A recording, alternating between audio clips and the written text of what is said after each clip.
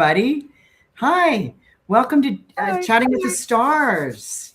Hi, I'm Sandy Rueve, along with, I'm Susan Gidel. Nice to see you. we have started Chatting with the Stars years ago and almost more than a decade ago. Yeah. Yeah. And we have been through different platforms and such, but here we are, still alive and ready to go. We're going to talk about August, um, and if you'll get a chance to download the cheat sheet, which gives you the opportunity to kind of follow along with this, because we in the cheat sheet tell you about the day and the aspect that's going on, the degrees it's at, what zodiac sign it's in. So it's a great teaching tool. And then there's an area where Sandy says a comment. And then there's an area where Susan says a comment.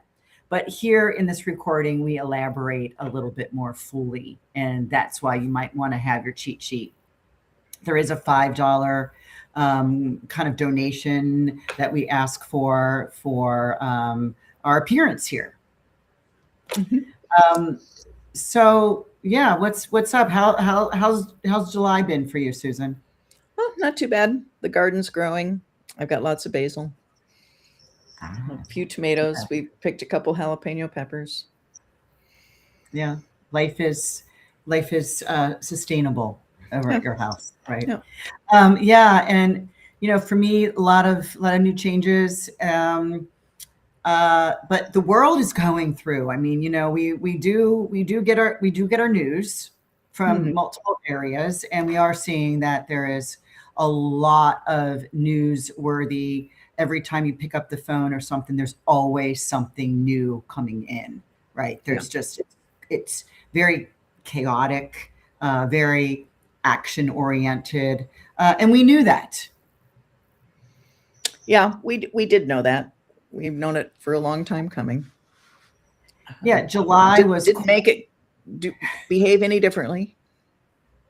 Yeah, people are talking about, the other astrologers are talking about the Barbeau's basket, where all of these planets, the elders and the two superior planets, are making this configuration that looks like a basket, right? It's like come into sextiles and trines, where he made predictions long ago that there is going to be a massive change, a massive a splendid relaunch of civilization. Yeah, splendid. Yeah, because they're trines and sextiles. Mm-hmm. So bring it on, right? Let's clean this up. Okay, so we survived July, and going into August, we don't start our first aspect until August 6th. I know. How about that? Right? It's kind of like we have a whole almost week of just like August. Chill. It's like a calming start of the month of August, but it does catch up quick. And where I've considered it to be, particularly when we get into the second week, like August 10th, that week, where I just call it, things get a little bit more personal, right? Where July might have been, we were watching things from a distance, things were happening, maybe not in our backyard or in our family connection, right? But now things, I think, get a little bit more closer to home, shall we say? Yeah. Yeah. And we begin to see how that shakes out. Because like you say, that Barbeau basket is really societal. It's not personal. Right. But where maybe personal planets come in, then it hits us. Right. So maybe these personal planets are asking us to do our part, right? Because we are part of the society and the civilization. Yeah. And civilization, civil. Civil. Right?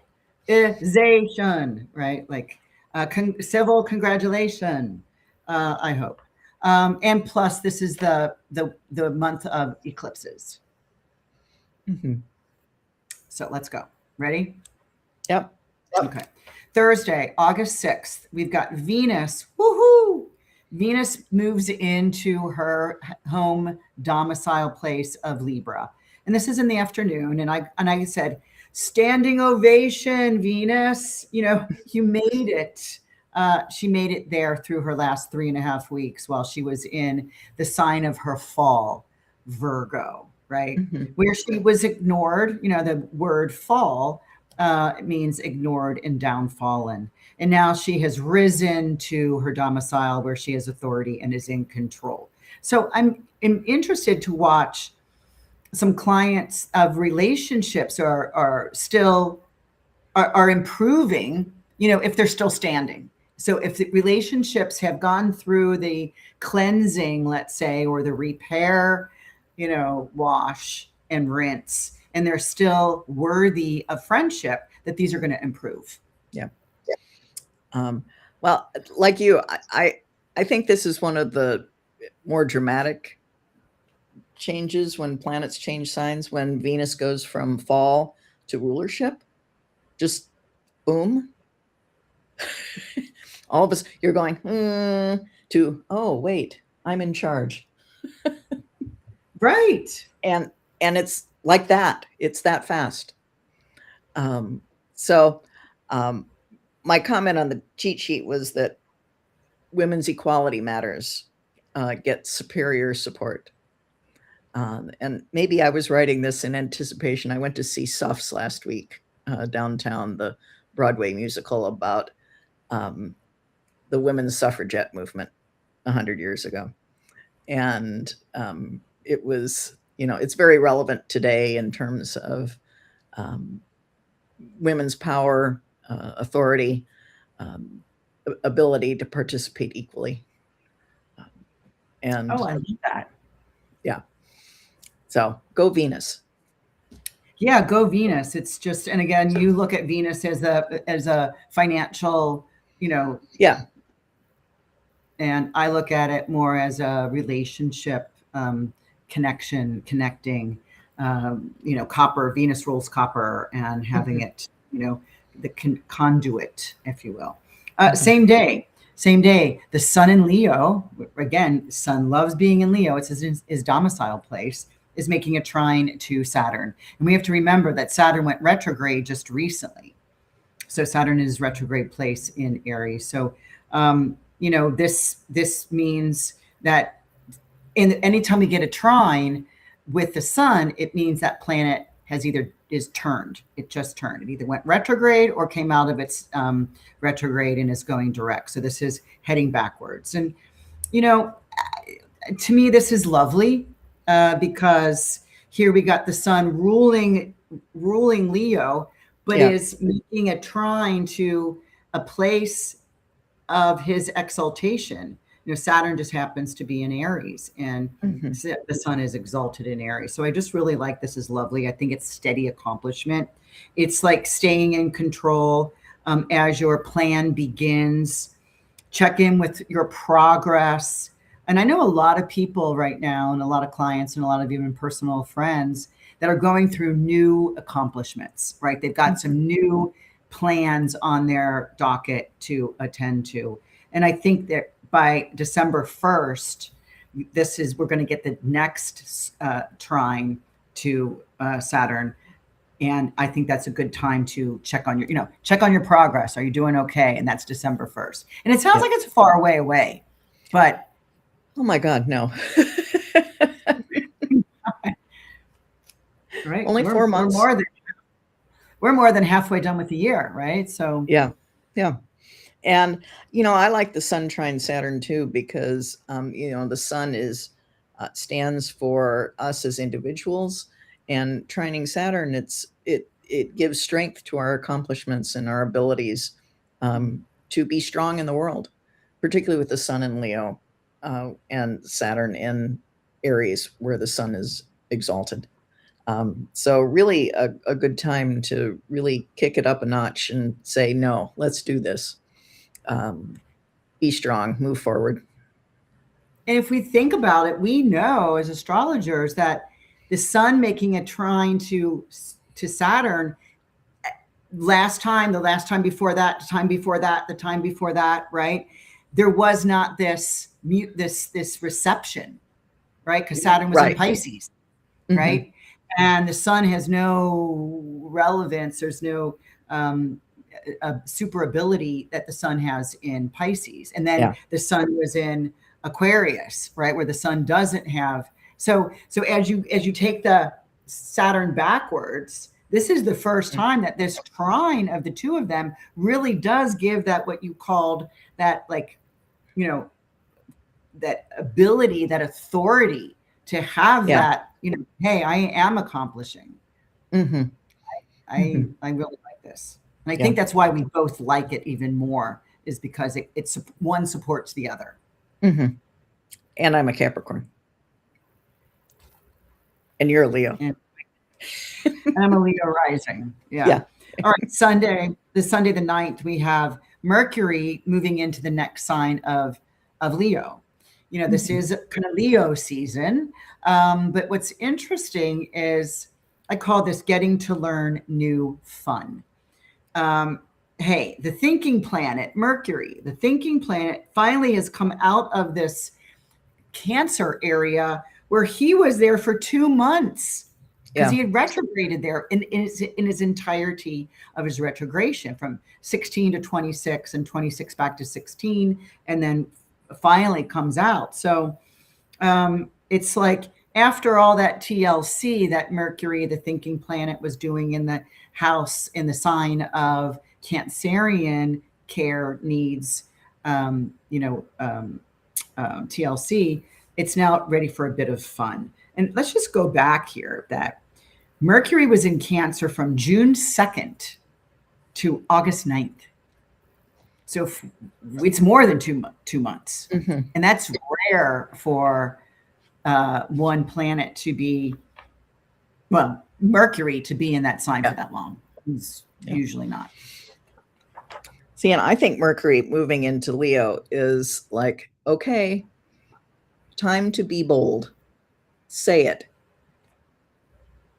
Say it out loud with conviction.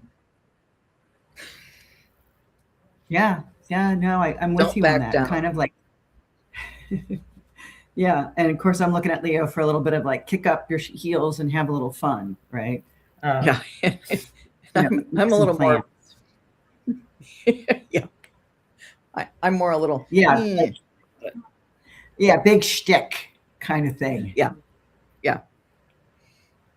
Now we go into the next week, and this is where I think things turn a little bit more personal. Monday, and there's 7, well, actually 8 aspects going on starting Monday and finishes on Wednesday. And we can throw the chart up here, but maybe we want to wait here for a second. I don't care if you put this up now, Alex, or not. Let's get to this. So Monday the 10th, we have Venus. Remember, she's in Libra. She's in a good authoritative figure of trying to be, equal, balanced in relationships. And she's making the trine to the Pluto retrograde. So, I have like share something, because it's air, right? Share, and then trust. The trine makes an agreement a little easier to work out.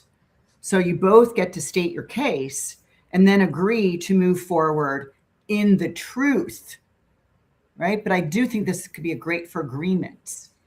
And Venus and Pluto, to me, are always bring the potential for big money. And I think particularly so when it's in an easy trine like this. And then when we're looking at this chart, it's also a grand trine. Venus is coming into a grand trine with Pluto and Uranus as part of the bigger outer planet connections that are getting this personal touch these 3 days that you have been talking about.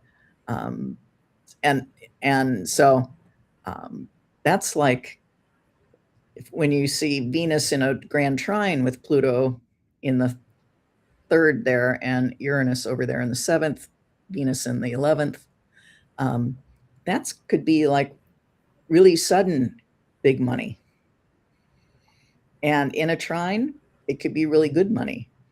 The bad part of that is that Venus is opposite Neptune in the 5th. And that is always worrisome to me because Neptune is about dissolving. Venus is about money. And so, okay, when you take that into account, then maybe it's surprisingly large losses. In that opposition with Venus in the 11th and the we see Venus at 5 here and opposing Neptune at 4. This is kind of like, I'm not so sure. Cause something's kind of telling, I'm feeling off about something. And this just makes me think that we just need another day. We just need another, a pause here. And to stay in a trust. Remember, I talked about trust earlier in the day, share something and then trust, and then having an agreement, moving with the truth. And then this is like, wait a day to commit, wait a day to test this out, because it just seems like that Neptune is kind of like you said, not so sure, kind of confused. Neptune's strong suit, kind of confused. And then we go to Tuesday, the 11th, and we can stay here on this chart. We see in the 8th house that Mars, the red planet, Mars has just moved into 0 degrees of Cancer. And so we know that this is, when Mars moves into any of the cardinal signs, this is at a cardinal point. Yeah. And so that this is like stand with family, or at least your personal family values. Right? This is, Mars is in fall here, right? Because he's exalted in Capricorn. And so fall in Cancer, retreat only to recoup your protective shield, like stand, march, or fight for them, or decide to work independently. Mars, because he's in fall here, is probably not really easy going to work with a large group. Well, and just not strong in general.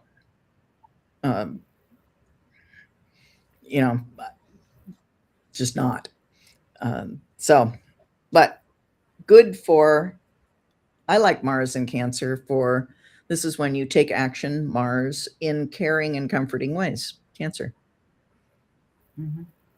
Yeah, that's why I said stand with your family, or at least your family values, right? And then the same day, the 11th, we've got Mercury. Now we can look at Mercury at the top of the chart. Mercury that looks like it's got the little antennas that I was learning astrology with, is now making that opposition to Pluto in the 3rd house. And so this is really like watch, twisting arms. I call this actually the blue period of Picasso's period, where things were like a little bit diverse way of thinking, right? So like pushing the limits of creative expression, which is why I wrote, the Picasso signature, right? Because it's like, it's an opposition with Pluto. It's like kind of can be intense thought. Yeah, and particularly from other people, because it's coming across the chart to Mercury. So I'm like, just be prepared for this day on the 11th to get some pushback from powerful people potentially on your bright, bold ideas that you've piped up about, since Mercury is in Leo. Be prepared to defend them. Yeah. And, I also said, watch having your arm twisted, or watch, you twisting other people's arms to make them understand your way or your perception, because your way needs more work. Their way needs more work. There just needs to be maybe a clean slate and start over again, kind of thing. Then we also then look at Mercury. We're still at Mercury up there at the top in the 9th, making a trine to Neptune. right? Because the two planets that are in Aries, we see that Saturn and Neptune, all these Leo planets are coming along and making these trines to the Aries planets. And this is like fun and intuitive, right? It's a great for a TED talk or an open mic night, right? Where you get to blend your imagination, your imaginative storylines, and possibly, like you said, loud and funny and witty, right? And for sure, with Mercury trine Neptune, all sorts of creative, imaginative ideas could come in. And if you are inclined to any kind of creativity, um, really, it might be a nice day to take off and focus on it. Get yourself someplace where you feel very creative, and let the words flow, or let the paintbrush go where it wants to.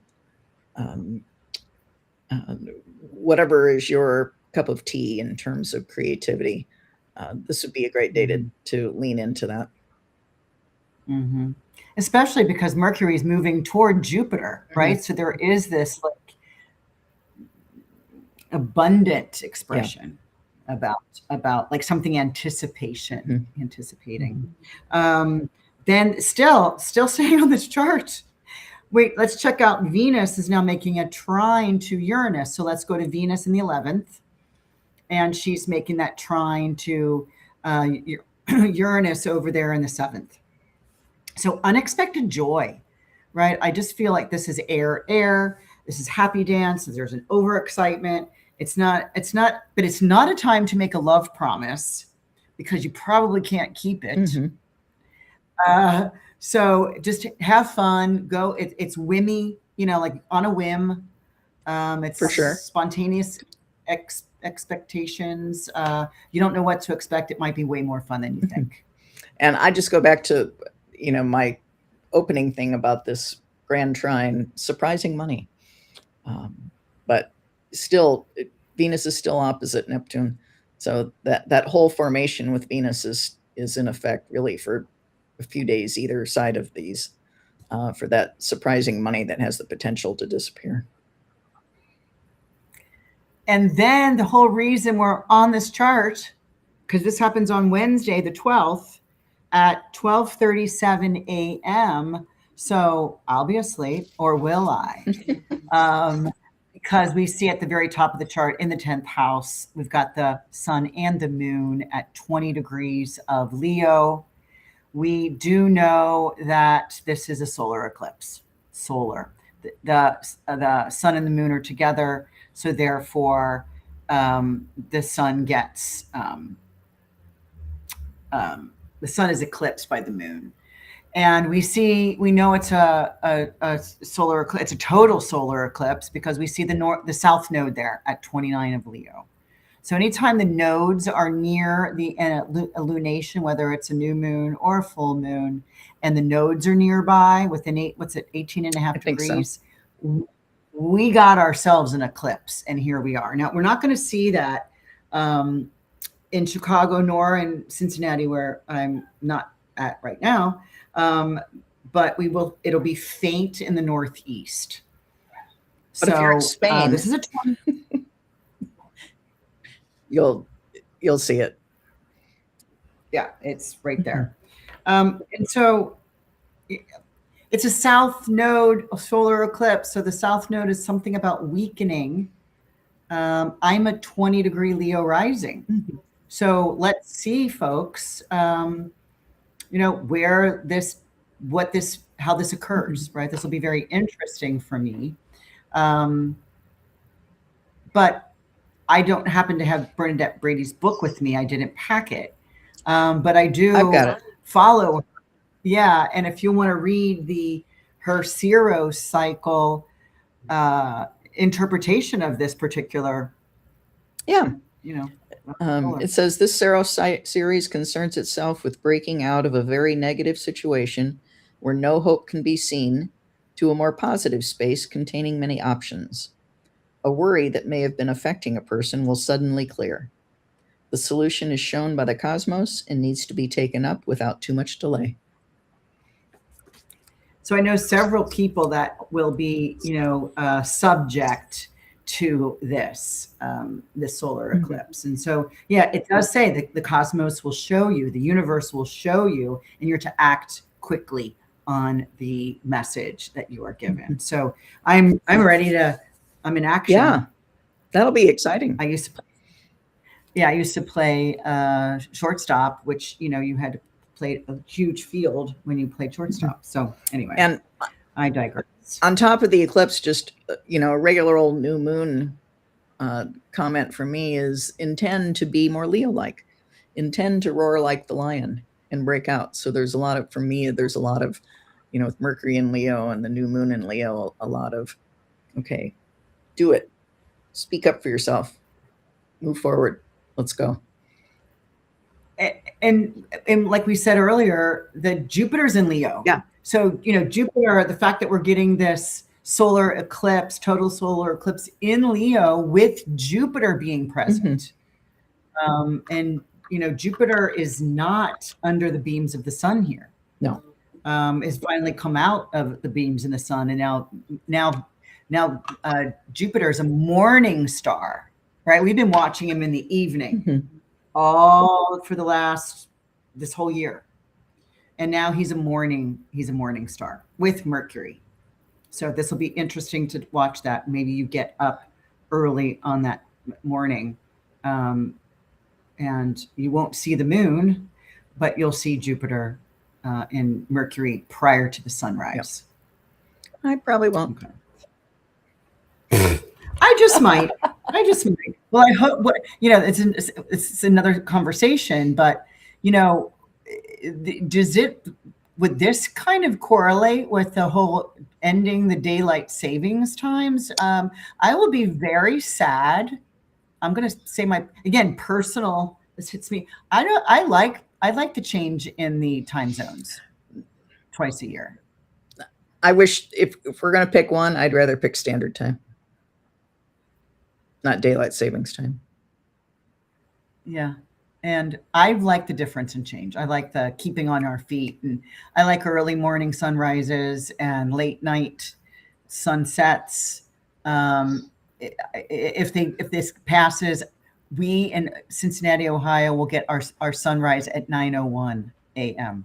It's way too late for me. I don't want to wake up at 9 a.m. I want to be up at 6. Anyway, I digress.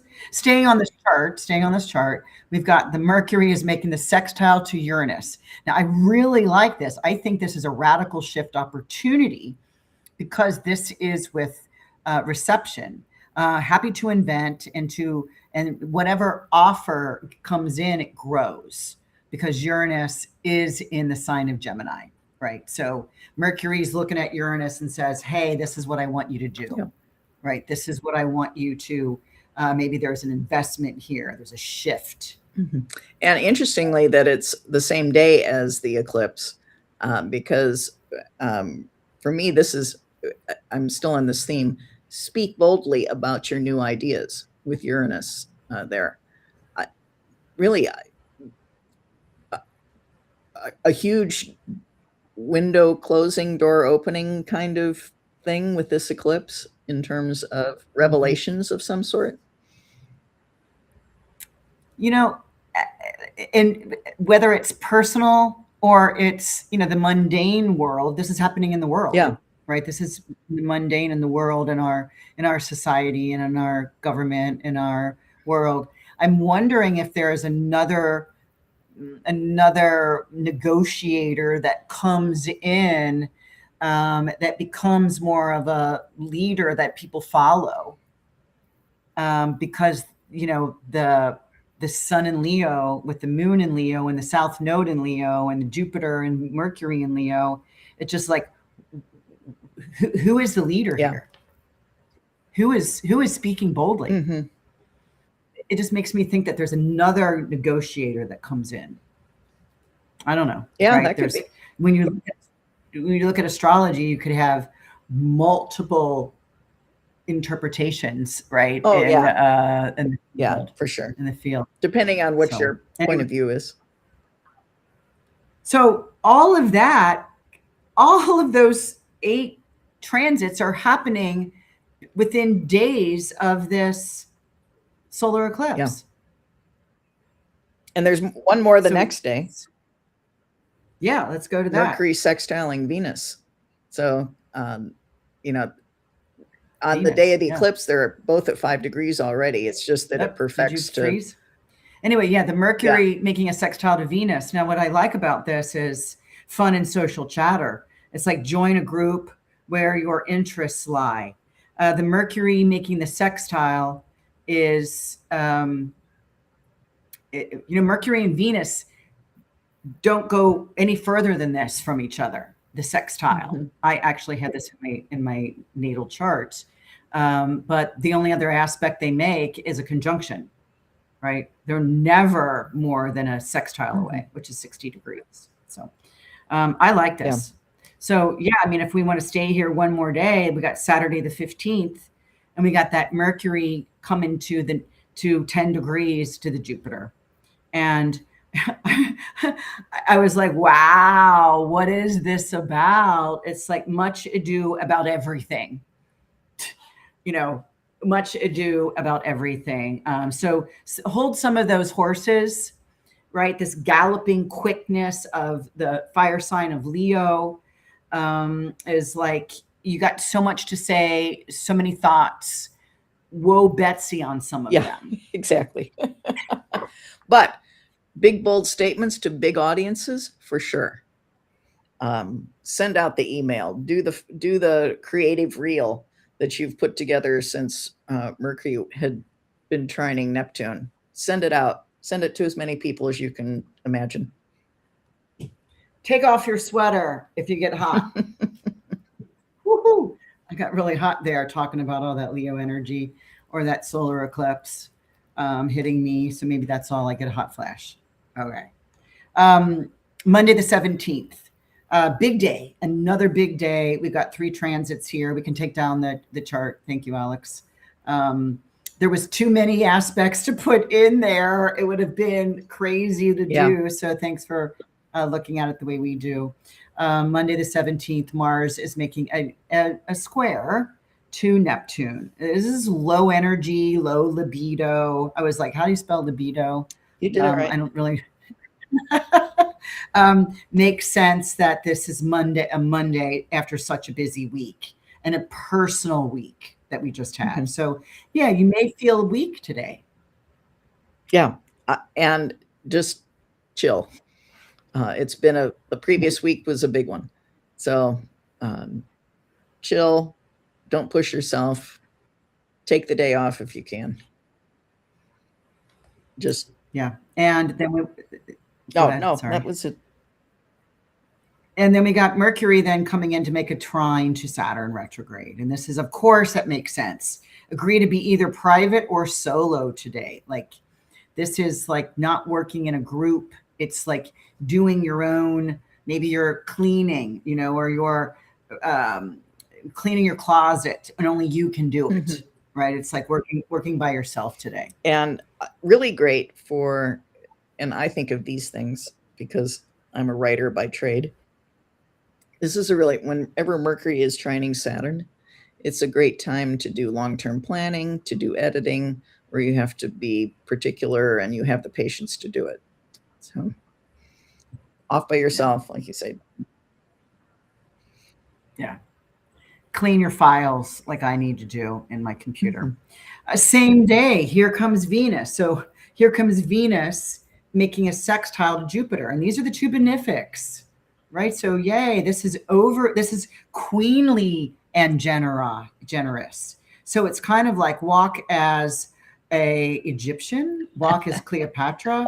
It's like the Egyptian being of royalty. Mm-hmm.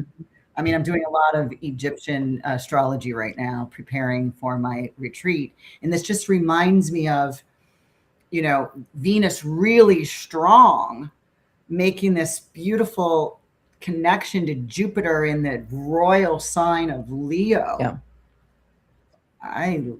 It's not my favorite day, but it really is close. Mm-hmm.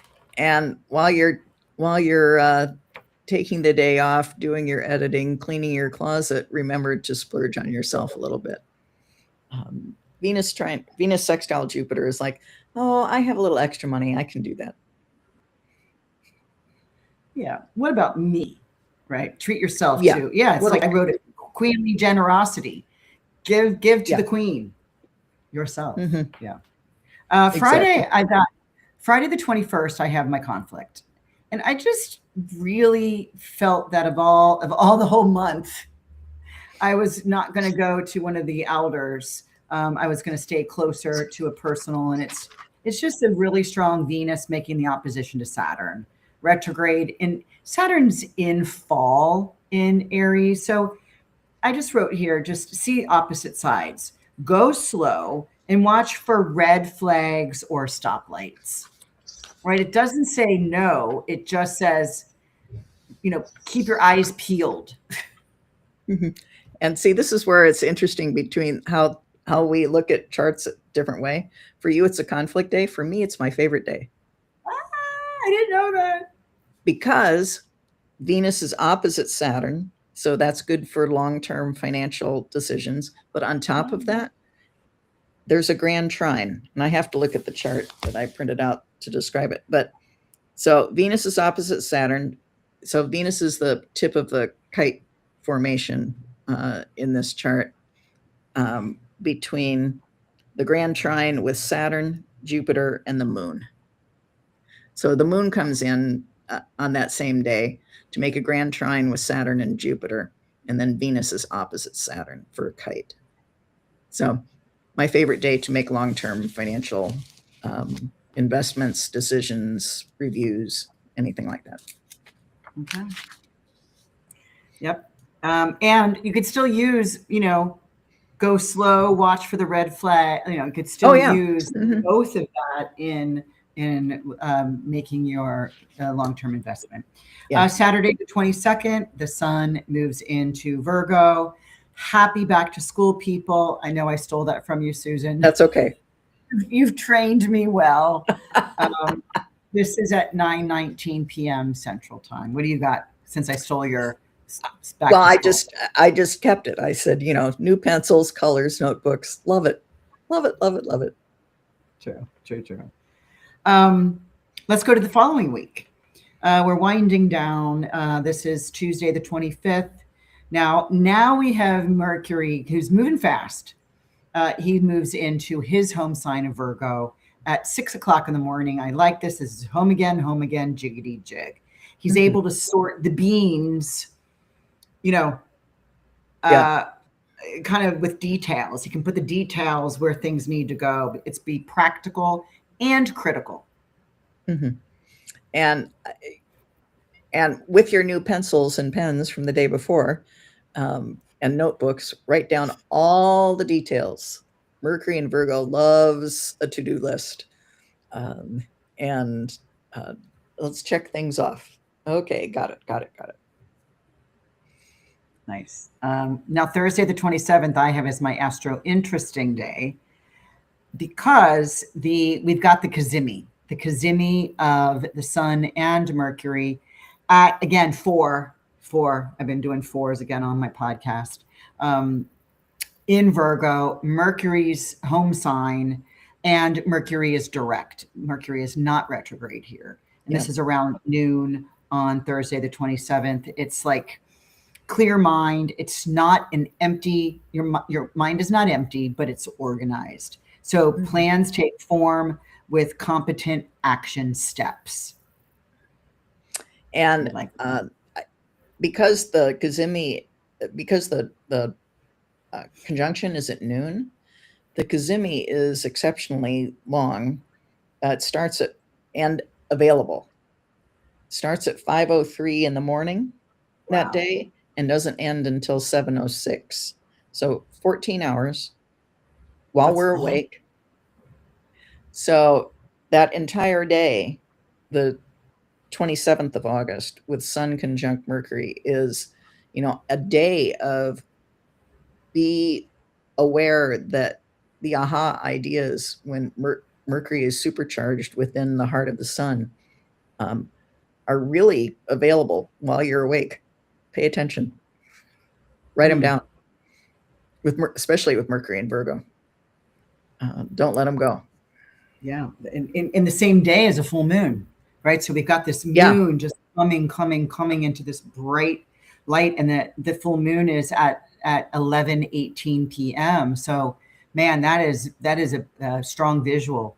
It's a partial lunar eclipse, so we will get a partial where the moon turns orange or red in color. But we have to think about the sun being in Virgo, opposing the moon in Pisces at 4. Again, 4. I don't have anything at 4 in my natal chart. Do you? I don't. I don't think so. 3, 0s, so 3s, but not 4. Yeah, but your 3 is getting close. I mean, it's within the range of the orb. Yeah. But I mean, a lot of people that have a 4 in almost any sign is getting either the conjunction, the sextile, the square, the trine, or the opposition, because there's just too many planets in the 4s, right? There's like 5, maybe, and then the moon comes in occasionally to another 4 somewhere. This is the lunar eclipse. So to me, this is about revealing truths, show up and out. They don't just show up, they get expressed out. Because this full moon is making a square to Uranus. This is going to be seen all in the North America. Oh yeah. And I'm interesting that you brought up Uranus, because when I was looking at this chart way back when, the Uranus that day with the full moon square, the Uranus is conjunct Chicago's ascendant. 5 Gemini? I don't know. I don't remember. It must be. It must be. Because it's 5 Gemini. I know that. So okay. Wow. So Chicago. And Chicago will see this. Yes. Yeah. So if you're in the city or suburbs, there could be really something shocking that happens on this full moon eclipse at the end of August for the city. So, Uranus conjunct the ascendant is like changing identity. So, is there anything getting proposed about Chicago's name change or district change, or are they trying to rename a building? It's like the Sears Tower is now going to be the La La La La Tower. Maybe we'll see. Yeah, we'll see. You might have to take down your picture in the back that you just purchased, because we'll see. Folks. Hopefully it's fun surprise change, not shocking, upsetting change. Friday, the 28th, I do also have this as an extra interesting continuation, because that Mercury, very strong Mercury in Virgo, is making the square to Uranus in Gemini. So this again is very strong Gemini. Something about you can't believe it's true. Something like you have to understand this, even though it seems like it's like, huh? It's like a Scooby-Doo thing. Like, I don't understand it. But it's not a hoax, and it's not fake news. This is something that really is hard to believe it's true. And, Mercury rules both those signs, the one it's in Virgo, as well as the one that Uranus is in Gemini. So to me, this is like, okay, you say something, it's a square. So you say something odd, out of character, and it just lands flat. It is just not received well at all because of the square. Yeah. And same day. Yeah. Yeah. The Sun square Uranus. Yeah. Right. Because we just had the cazimi of them both. Mercury's moving faster. So Mercury makes that square to Uranus, and then the sun comes a little bit slower. A couple hours later, it makes that square to Uranus. And it seems like we're raw and challenged. It's a square. It's like, because it's the sun, right? It's like we are exposed. Mm-hmm. And is it the leader is exposed? Mm-hmm. Is the leader challenged because it's the sun? So, I don't know. But just in general, sun squaring Uranus is about just expect the unexpected, be able to shift at a moment's notice. Don't get stuck. Be ready to go. Okay, got to go this way now. Okay, go. Be on your toes. Yes, be on your toes. That's a good way to say it. Monday the 31st, it is the last aspect that's going on in the sky for August, and it's my favorite day. The Jupiter is making a trine to Saturn retrograde, and so this is just these are the two superior planets. They don't come into a harmonious aspect very often, and we're going to be getting 3 of these. This just happens to be the first of 3. This is exactly at a 13 degrees from Leo, Jupiter Leo, to Saturn retrograde in Aries 13. And I said, prepare to take on the world. Really, to me, this is a go time. This is like action oriented, leaving on a jet plane. It is soon. I will be leaving on a jet plane direct to Cairo soon. And the first one is here, this August 31st.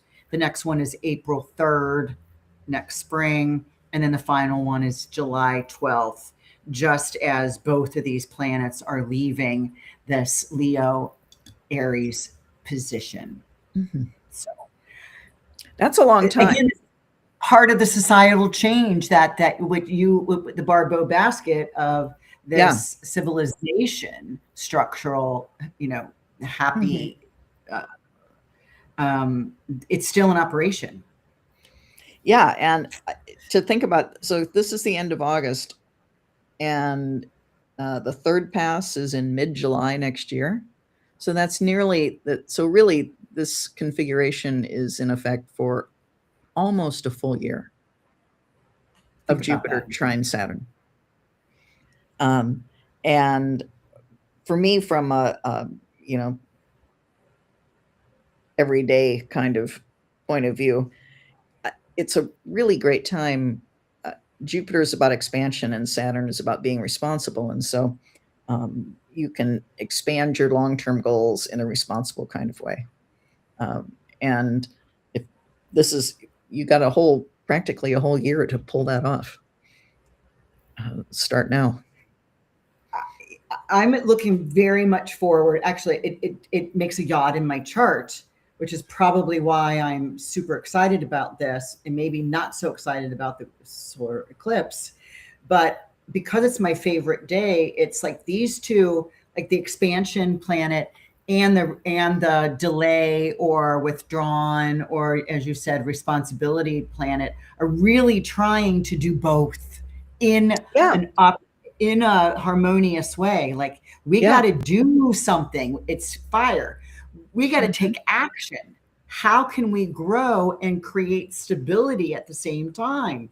Right. I don't know if there's is this governmental change? Like, I don't know, right? I don't want to say. It could be Saturn rules business and government.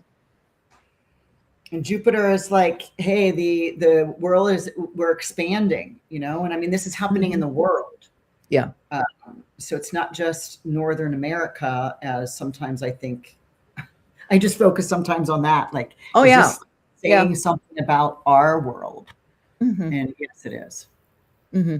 But no, you're right. It's about all these transits that we talk about are about the entire world. Woo. Okay.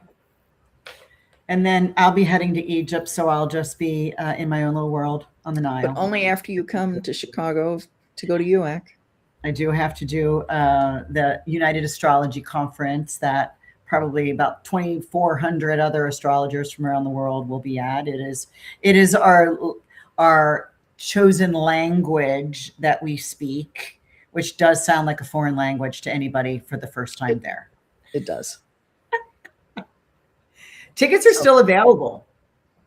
They are. I had Yeah, I just had 2 people that I know are just signed up, Okay. because sometimes people need to wait to see if that's going to work for them, right? Yeah. So, all right. Are we peacing out? Anything Yep. else? Oh, sounds good. Okay, we're baby boomers. We just want peace. We want peace in our maturing years, as Susan matures and I follow shortly after. Yes. All right, everybody, All right. enjoy, and we'll be here next month for September. All righty. Take care, All right. everybody. Okay, Susan.